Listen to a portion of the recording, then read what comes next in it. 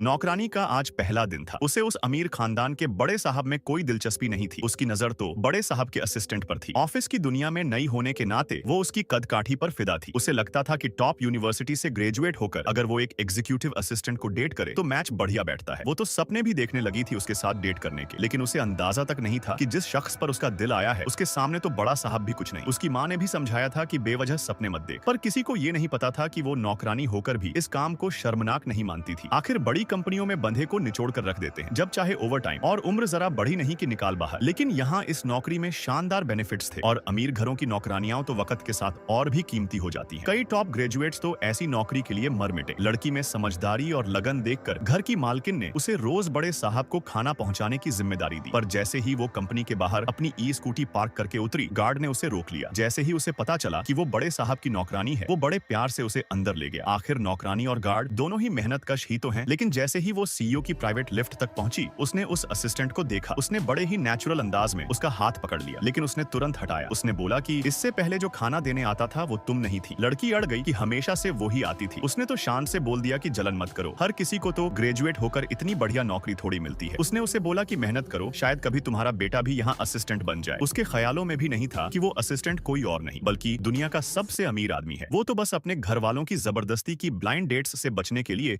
Assistant बनकर घूम रहा था।